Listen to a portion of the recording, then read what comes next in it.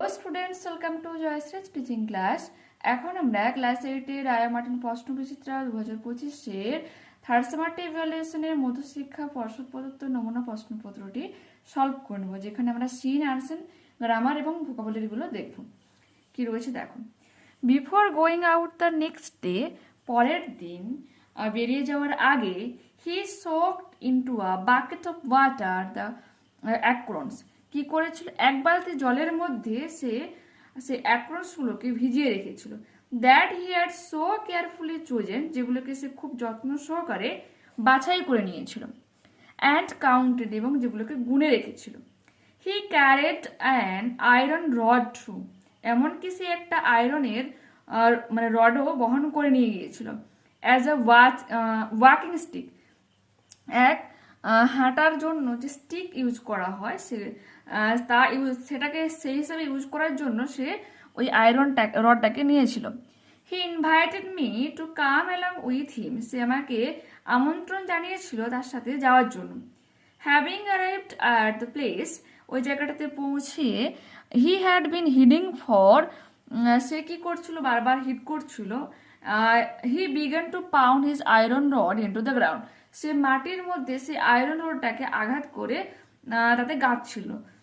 This made a hole in which he placed an acorn, যার ফলে কি সেখানে একটা গর্তের সৃষ্টি হয়েছিল, আর সে কি করেছিল?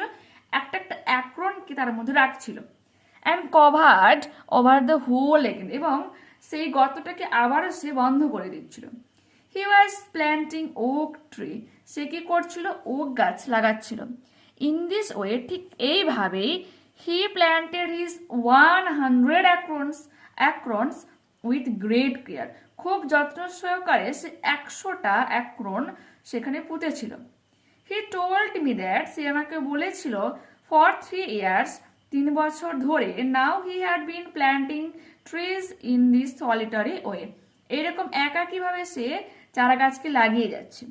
হি হ্যাড প্ল্যান্টেড 100,000, সে 100,000 গাছ লাগিয়ে ফেলেছে, মিনস 1,00,000 মতো গাছ সে লাগিয়ে ফেলেছে অলরেডি। অফ দিস 100,000, এবং সেই 1,00,000 মানে 100,000 মানে কি 100,000-এর মধ্যে 20,000 হ্যাড কাম আপ, ঠিক আছে, যার মধ্যে 20,000 মানে চারা গাছ কিন্তু বেরিয়ে এসেছে।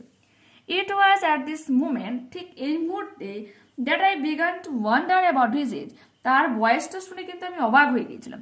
হি ওয়াজ ক্লিয়ারলি মোর দেন 50, সে পরিষ্কারভাবে 50-এর বেশি ছিল। 55, 55 মতো। হি টোল্ড মি, সে আমাকে বলেছিল। হিজ নেম ওয়াজ এলজিয়ার বোফিয়ার, তার নাম ছিল Elzeard বোফিয়ার।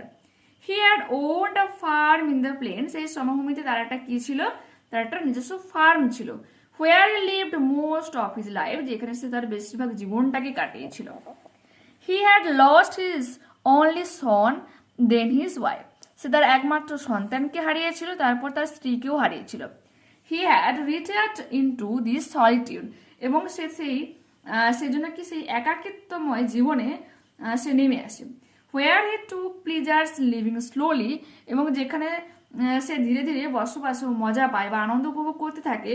With his flock of sheep and his dog, যেখানে সে একদল ভেড়া এবং তার কুকুরকে নিয়ে খুব খুশিতে কাটাতে থাকে।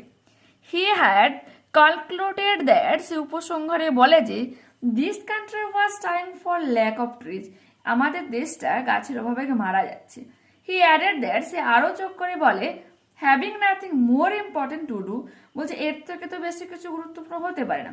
He had resolve to remedy the situation, এই সিচুয়েশনটাকে কমানোর জন্য। ওকে, প্রশ্ন কি রয়েছে? What was the name of the person who planted the acorns, বলছে সেই ব্যক্তিটার নাম কি যে চারা গাছটাকে মানে ওই বলে অ্যাক্রনস গুলোকে লাগাচ্ছিল। তো আমরা কি লিখবো? The name of the person was Elzeard Bouffier. Okay, আচ্ছা, তারপরে অ্যাড করবে who planted the acorns, planted the acorns, এটা আমরা অ্যাড করে লিখবো। ঠিক আছে, পরবর্তী প্রশ্ন কি রয়েছে? Where did he live most of his life, তার বেশিরভাগ জীবন সে কোথায় অতিবাহিত করেছিল? He had owned a farm in the plain, সেই প্লেনে তার একটা নিজস্ব ফার্ম ছিল। Where he lived most of his life, যেখানে সে তার বেশিরভাগ জীবনটাকে কাটিয়েছে। অ্যাক্টিভিটি দেখে নাও, আর রিজনটা তোমাকে বলতে হবে। তো এখানে দেখো একটু কাটাকুটি হয়ে গেছে, তাই আমি বলছি তোমরা একটু মন দিয়ে শুনে লেখার চেষ্টা করো। The shepherd carried and iron stick, একটা আয়রন স্টিক বহন করে নিয়ে যাচ্ছিল। তো এটা হয়ে যাবে কারণটা কি, to use it as a walking stick, এটাকে ওয়াকিং স্টিক হিসাবে ইউজ করাতে। The narrator wonder about his age, তার এজ শুনে অবাক হয়েছিল, কারণটা কি, হি ওয়াজ ক্লিয়ারলি মোর দ্যান 50, তার বয়স ছিল 50। The shepherd had lost his only Son and his wife, এই যে ভেড়া পালক যে হচ্ছে তার সন্তান এবং স্ত্রীকে হারিয়েছিল। রিজনটা কি, রিজন তারপর কি বলবো আমরা, he had retired to solitude, যে কারণ সে কি করছিল, এই একাকিত্বময় জীবন বেছে নিয়েছিল। He was planting oak tree, সে ওক গাছ লাগিয়েছিল, কারণটা কি, this country was dying for lack of trees, এই দেশটা গাছের অভাবে মারা যাচ্ছিল। ঠিক আছে, এর সঙ্গে তোমরা এই যে লাস্টের যে পোর্শনটা রয়েছে, he added that having nothing more important to do he had resolve to remedy the situation, এটাও তোমরা অ্যাড করে লিখতে পারো। ঠিক আছে, এরপর দেখো সামার ফ্রেন্ডস থেকে রয়েছে, the swallow is a summer bird, swallow পাখি একটা কি গ্রীষ্মের পাখি। হি ইন আওয়ার চিমনিজ, আমাদের চিমনিতে, when the weather is fine, যখন আবহাওয়া খুব সুন্দর হয়, অ্যান্ড ওয়ার্ম উষ্ণ হয়, মে দেন বি হেয়ার, তখন হয়তো তুমি শুনতে পাবে, chirping his notes for weeks together, কয়েক সপ্তাহ জুড়ে তার কিচিরমিচির আওয়াজ শুনতে পাবে।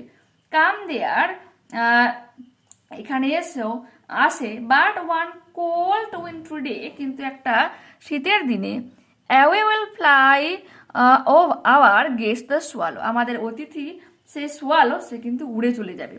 And much like him we find the way which many a gay young friend will follow, বলছে ঠিক তার মতোই আমাদের কিছু পুরুষ বন্ধু এই একই জিনিস অনুসরণ করে, তারা ভালো সময় তোমার কাছে থাকবে কিন্তু বিপদে তোমাকে ছেড়ে চলে যাবে, বা খারাপের সময় সে তোমার কাছে আর থাকে না। In dry days of snow and frost, বলছে বরফাচ্ছন্ন বা তুষারাবৃত এই ডিয়ারি ডেজ মিনস টায়ার্ড, হ্যাঁ বিষণ্ণ দিনগুলোতে, closer to man will cling the sparrow, বলছে মানুষের খুব সান্নিধ্যে কে আসবে, স্প্যারো চড়ুই পাখি। ওল্ড ফ্রেন্ডস, পুরনো বন্ধুরা, although in life we are cross, যাদেরকে আমরা কোনো ক্রমে হারিয়ে ফেলি হয়তো, their hearts to us will never narrow, কিন্তু তাদের প্রতি যে আমাদের ভালোবাসা এটা কিন্তু কখনো কম হয়ে যায় না। Choose the correct answer from the given alternatives. In the summer, গ্রীষ্মতে, দ্য ওয়েদার ইজ, ওয়েদার কিরকম থাকে, be fine. The poets guest is the, কবির অতিথি কি হয়, সোয়ালো, অপশন নাম্বার এ সঠিক উত্তর হয়ে যাবে এখানে। The poet hears the swallows chirping notes for weeks together, কয়েক সপ্তাহ জুড়ে কবি সোয়ালোর কিচিরমিচির আওয়াজ শুনতে পায়। ট্রু ফলস রয়েছে, সাপোর্টিং স্টেটমেন্ট তোমাকে দিতে বলেছে। The swallows chirping notes are hear in the time of spring, বসন্তের সময় শোনা যায়, ফলস হয়ে যাবে, কারণ সোয়ালোটা গ্রীষ্মের পাখি। এই যে রয়েছে, the swallow is a summer bird, he in our chimneys when the weather is fine and warm, may then be here chirping his notes for weeks together. Okay, next, in winter গ্রীষ্মে the sparrow clings close to man, মানুষের খুব সান্নিধ্যে চলে আসে কে, তোমার Sparrow চড়ুই, তো true হয়ে যাবে। In dreary days of snow and frost closer to man will cling the sparrow, এটা আমরা লিখবো। এরপর আছে আনসিন প্যাসেজ, তো আনসিন প্যাসেজটা আমি রিড করছি, একটু মন দিয়ে শোনো তোমরা। New Delhi, July 21. A study of the skeletal remains discovered in a tomb in Greece nearly 4 decades ago. কি বলেছে, একটা হচ্ছে কঙ্কালের বিষয়ে পড়াশোনা, বা বলছে ডিসকভার ইন আ টম, একটা সমাধিতে খুঁজে পাওয়া যায়, ইন গ্রিস, কোথায় সেটা, গ্রিসে, নিয়ারলি 4 decades ago, প্রায় 4 দশক আগে। সাজেস্ট, কি সাজেস্ট করে, they belong to King Philip two, King ফিলিপের, রাজা কিং ফিলিপের আমলে তারা রয়েছে। তো father of Alexander the great, বলছে আলেকজান্ডার দ্য গ্রেট তার বাবা ছিল কি, কিং ফিলিপ টু, তার আমলে। ইউরোপিয়ান সায়েন্টিস্ট অ্যানাউন্সড ইয়েস্টারডে, গতকাল ইউরোপিয়ান যে বিজ্ঞানী তারা কিন্তু ওটা ঘোষণা করেছিল। দ্য সায়েন্টিস্ট সেড, বিজ্ঞানীরা বলেছিল যে their forensic analysis based on X-ray and computerised tomography scans, বলছে কম্পিউটার টোমোগ্রাফি স্ক্যান এবং এক্স-রের মাধ্যমে তারা যে ফরেন্সিক অ্যানালাইসিস করেছে, অলসো শো দ্যাট, কি দেখায় সেটা, Philip two survive at least 3 years after surviving potentially lethal piercing lance injury on the knee in battle. যুদ্ধে তার যে হাঁটুতে কি ফিলিপ টু আঘাত পায়, প্রায় 3 বছর মানে বেঁচে ছিল কিসে, যে সম্ভাব্য যে মারাত্মকভাবে বর্ষা ছোড়ার আঘাতে, ঠিক আছে, যে লেন্স রয়েছে ফায়ার্সিং লেন্স, বর্ষার আঘাতে হয়তো সম্ভাব্য, কারণ বর্ষা নাও হতে পারে, সেজন্য সম্ভাব্য বলা যাচ্ছে। বাট জিনিসটা কি ছিল, লিটল মিনস মারাত্মক, ফায়ার্সিং মিনস আঘাত করেছিল, লেন্স মিনস বর্ষা, ঠিক আছে। তার আঘাতে তার হাঁটুতে হচ্ছে কি সে আঘাতপ্রাপ্ত তার হয়, কোথায় সেটা, যুদ্ধে, ঠিক আছে। তারপরেও কিন্তু সে 3 বছর বেঁচে ছিল। এটা কে বলেছে, এটা হচ্ছে তোমার ফরেন্সিক অ্যানালিসিসের মাধ্যমে এটা জানা গিয়েছে। Next page, there is a visible hole in the knee, তাই হাঁটুতে এখানে কি দেখা গেছে, পুরো ক্লিয়ারলি একটা গর্ত দেখা যাচ্ছে, between the tibia and the femur, tibia এবং ফিমারের মধ্যে মাঝখানে গর্তটা সৃষ্টি হয়েছে। This injury coincides exactly with available historical accounts that a lens went through King Philip II's leg। আর ঠিক এই যে আমাদের যে স্কেলেটনটা পেলাম, কঙ্কালটা ওখানে পাওয়া যায়, বলছে এর ইনজুরির সাথে পুরোপুরিভাবে মিল খেয়ে যায় কার, যে কিং ফিলিপ টু, তার পায়ে যেরকম ভাবে আঘাত ছিল, ঠিক তার পায়ে যেরকম বর্ষার আঘাত পাওয়া যায় বা হিস্ট্রিতে যেটা লেখা রয়েছে, ঠিক ওই কঙ্কালের সঙ্গে কিন্তু পুরোপুরিভাবে ম্যাচ করে। Antonis Bartsiokas, medical anthropologist at the Democritus University of Thrace in Greece, who led the study remain, যে পুরোপুরি এই স্টাডিটা করছিল, পুরোপুরি এই কঙ্কালের উপর কাজকর্ম করছিল, সেই অ্যান্টোনিস বার্সিওকাস, যে একজন মেডিকেল অ্যানথ্রোপোলজিস্ট ছিল, সে কিন্তু এই কথাগুলো বলেছিল যে পুরোপুরি কিং ফিলিপ টুর সাথে পুরো ম্যাচ করছে। But Barciocas and his colleagues from Spain and France studied a set of skeletal remains excavated from 2 tombs in Virginia, Greece in 1997। 1997 দুটো তোমার সমাধি থেকে এটা কিন্তু একটা মানে স্কেল পাওয়া যায়, সেট আর সেট অফ স্কেলেটাল মিন, একটা কিন্তু কঙ্কাল নয়, এক জোড়া কঙ্কাল পাওয়া যায়। One of the tombs contains the remains of 3 individuals, বলছে একটা টমে, দুটো টমের মধ্যে একটাতে কিন্তু 3টা ইন্ডিভিজুয়ালস ব্যক্তি পাওয়া যায়, ঠিক আছে। 3টা কঙ্কাল একটা সমাধির মধ্যে পাওয়া যায়, যেখানে ছিল কি 45 years old মেল, 45 বছরের একজন লোক, অ্যান্ড 18 years old ফিমেল, 18 বছর একজন মেয়ে, আর নিউ বর্ন চাইল্ড, এবং সদ্যজাত একটা বাচ্চা। এই 3টা কিন্তু কঙ্কাল পাওয়া যায়। According to historical accounts, Barciocas said Philip II suffered the injury in 336 BC, বলছে 336 BC-তে কিং ফিলিপ টু সেম কিন্তু এরকম ভাবে আঘাতপ্রাপ্ত হয়েছিল, and remained lame for the rest of his life, এবং তার জীবনব্যাপী সে কিন্তু খোঁড়া হয়ে গিয়েছিল। The study of the knee so stepped knee joint, যেখানে দেখায় কি তার হাঁটু হচ্ছে শক্ত হয়ে গিয়েছিল, জয়েন্ট পোর্শনটা পুরো শক্ত হয়ে গিয়েছিল, আর fusion of bones that rendered the leg damage and lame, এবং হাড়ের পুরো সংমিশ্রণ ঘটে গিয়েছিল, যা কি ঘটিয়েছিল, পুরো পাটাকে নষ্ট করেছিল এবং তাকে খোঁড়া বানিয়ে দিয়েছিল। The findings were published yesterday in the US journal, বলছে proceeding of the National Academy of Science, এই জার্নালে কিন্তু পাবলিশ করা হয়। Historical text claim Philip two was stabbed to death about 3 years after the injury. হিস্ট্রিতে কি বলা হয় যে প্রায় 3 বছর পর, তার এই আঘাতপ্রাপ্ত হওয়া 3 বছর পর কিন্তু মারা গিয়েছিল কে, Philip two. Choose the correct answer from the given alternatives, কি রয়েছে দেখো। কিং ফিলিপ টু ওয়াজ আলেকজান্ডারের কে ছিল, ফাদার, অপশন নম্বর বি হয়ে যাবে এখানে সঠিক উত্তর। আফটার দ্য ইনজুরি, এই আঘাতের পর Philip two survive at least 3 years, সম্ভবত 3 বছরের মতো প্রায় বেঁচে ছিল। A hole was visible in the, এই গর্তটা কোথায় দেখতে পাওয়া যাচ্ছিল, নি, হাঁটুতে। Democritus University of Thrace is in, কোথায় রয়েছে, ইন গ্রিস, এই যে এখানে রয়েছে Thrace. Okay, next, one of the tombs excavated in 1977 contains the remains of 3 individuals. ঠিক আছে, fill in the chat with information from the passage। কি বলেছে, টাইপ অফ অ্যানালাইসিস টার্ম কি হয়ে যাবে, ফরেন্সিক অ্যানালাইসিস এখানে বলে দেওয়া রয়েছে। এরপর কি বলেছে, place where the hole is visible, কোথায় কতটা দেখা যাচ্ছিল, ইন দ্য নি, হাঁটুতে। প্রফেশনস অফ বার্সিওকাসের প্রফেশন কি, পেশা কি ছিল, মেডিকেল অ্যানথ্রোপোলজিস্ট।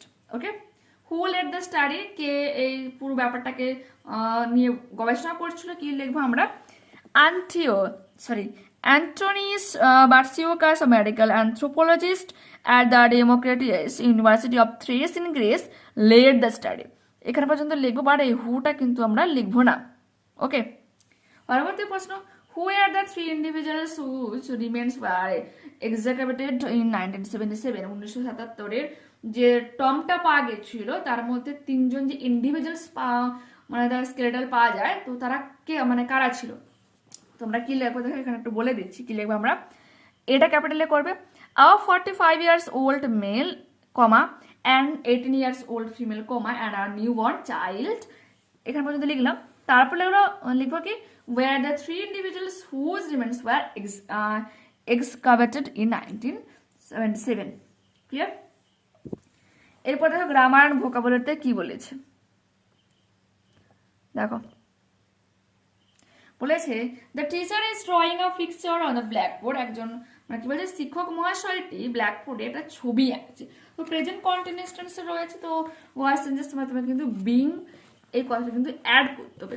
তোমরা কি করব, অবজেক্টকে সাবজেক্ট করবো। A picture on the blackboard is being drawn by the teacher. এবার ইজের পরে বিং হয়েছে, ভার্বের থার্ড ফর্ম ইউজ হয়েছে, বাই থেকে সাবজেক্টটা অবজেক্ট হিসেবে বসেছে এখানে। পরবর্তী প্রশ্ন রয়েছে, my friend send me a letter a month ago, আমার বন্ধু আমাকে 1 মাস আগে একটা চিঠি পাঠিয়েছিল। এটাকে দুরকম ভাবে লেখা যায়, লিখেছি দেখে নাও। A letter was send to me by my friend a month ago, একটা চিঠি আমার বন্ধু দ্বারা আমাকে পাঠানো হয়েছিল 1 মাস আগে, এটা লিখতে পারি। বা আমরা কি লিখতে পারি, I was send a letter by my friend a month ago. Okay, পরবর্তী প্রশ্ন, he knows me very well, সে আমাকে ভালোভাবে চেনে। তোমরা কি লিখবো, I am known very well by him. Okay, he থেকে হয়ে যাবে him. Fill in the blanks with the correct forms of verbs given in the brackets. The president dash a speech for 3 hours, subject দেওয়া আছে, মানে তোমার ভাবটা দেওয়া আছে ডেলিভার্ড। দেখো 3 ঘন্টা ধরে স্পিচ দিচ্ছে, তো কন্টিনিউ হয়ে যাচ্ছে, অনেক আগে থেকে শুরু হচ্ছে, এখন কন্টিনিউ চলছে, তো হয়ে যাবে কি প্রেজেন্ট পারফেক্ট কন্টিনিউয়াস টেন্স। তো এই ফাঁকা জায়গাটা কি বসবে, the president has been delivering a speech for 3 hours, DELEVERING। Okay, দেখে নিয়েছো।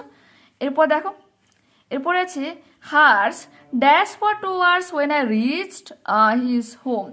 তো দেখো এখানে কি হয়ে যাবে, যেহেতু পাস্ট টেন্সের কথা বলা হচ্ছে, তোমরা লিখবো কি, hers had been sleeping for 2 hours, hers 2 ঘন্টা ধরে ঘুমাচ্ছিল, when I reached his home, যখন আমি তার বাড়িতে পৌঁছেছিলাম।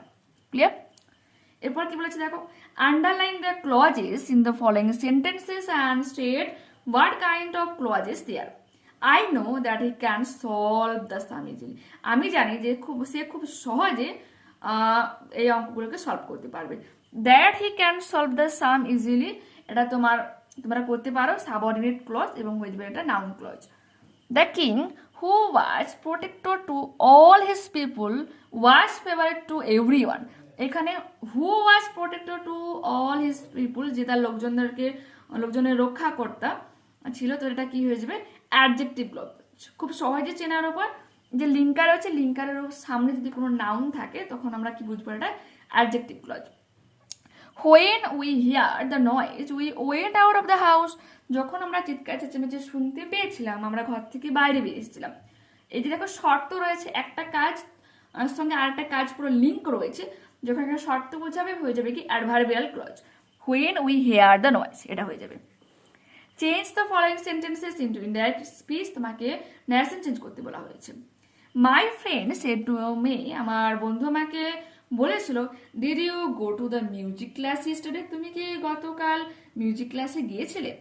তো এখানে কি হয়ে যাবে, যে দেখো এখানে যেহেতু তোমার ইন্টারোগেটিভ সেন্টেন্স রয়েছে এবং ডাব্লিউএস ওয়ার্ড দিয়ে রিপোর্টেড স্পিচটা শুরু হয়নি, তো তোমাকে ইফ কথাটা অ্যাড করতে হবে।